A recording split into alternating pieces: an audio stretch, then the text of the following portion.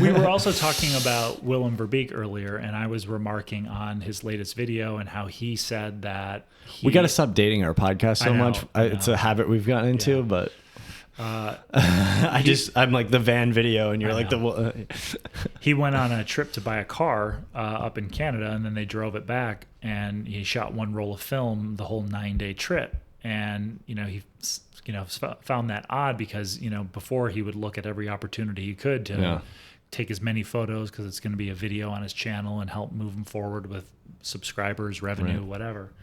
And what I thought was interesting was he's gotten to this point where whether his revenue is solid, he's good, maybe he has some financial security, whatever it is, he's simplifying things by not looking at every single thing he does out there, uncomplexifying it, simplifying it. Or driven by incentives. Yeah.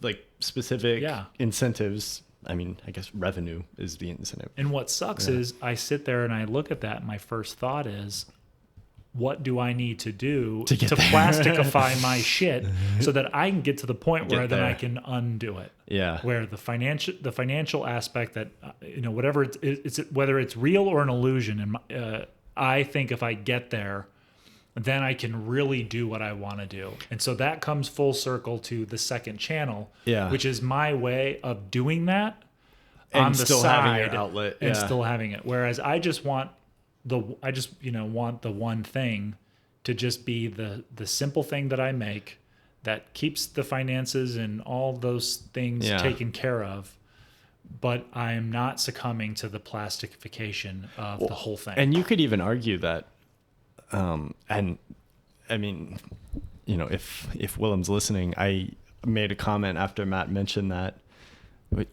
I hate when I'm like, if so-and-so's listening, when they're definitely not listening. He could be. No, I mean, I've been following his stuff just since, early film YouTube days. Yeah. And I think he's creating the best work he's ever made. And I mean, that's only from what I can see that he's shared. Right.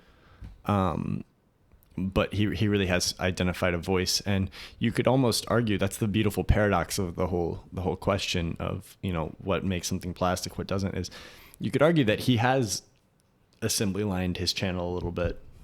He's got the beats that he's going to hit in each video, and I'm not saying it's not loaded with like him and his personality, his voice. Yeah, it's got his voice, and maybe that's why the work has gotten so much better, is because like he started to put his voice and his less assembly line minded, ideas into the work. And then he's using this as a support mechanism for that work. And what's fascinating is you haven't watched his latest video and I have. Yeah. So you're essentially pointing out what he talks about in the video, which is that he's saying in the video, so much of my work was taking these little road trips and taking photographs to serve my channel. To serve the channel. Which I would argue is plastic, right? Yeah. And not necessarily full blown, but there's some of the motivation behind it is what we're talking about when we say the word plastic. Whereas now he's starting to be more intentional. He says in the video how he's thinking of things more in terms of a project. Yeah.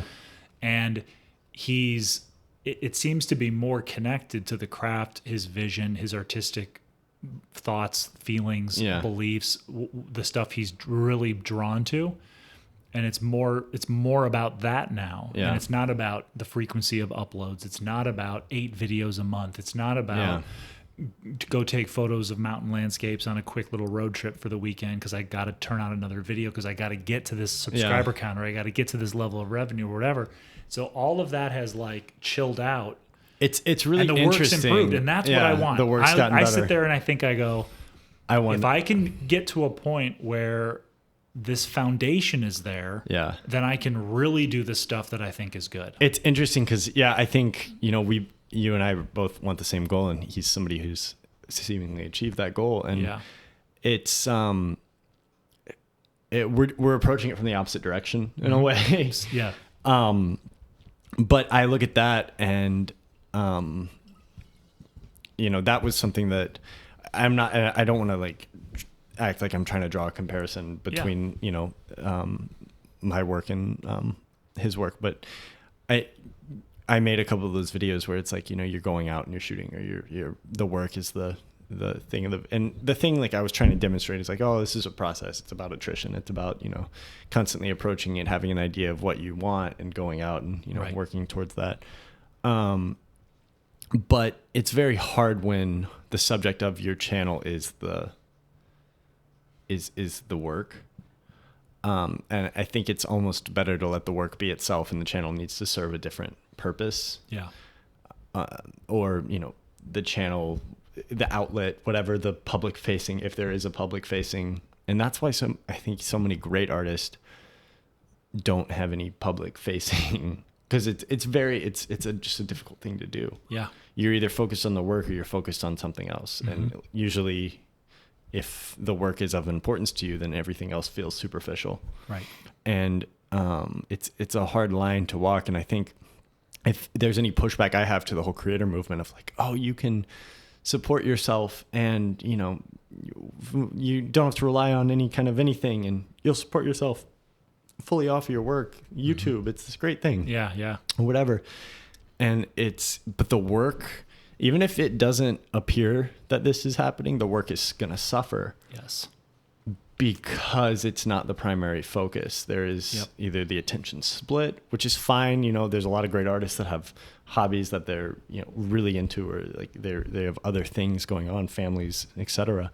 But either the attention's when the topic of the channel, and I'm rambling, but the topic of the channel is the work that you're creating, then the work that you're creating is incentivized by the channel in some ways. Right. And that's a dirty incentive that might not be easy to recognize, but it's ever present. It had been a golden afternoon, and I remember having the familiar conviction that life was beginning over again with the summer.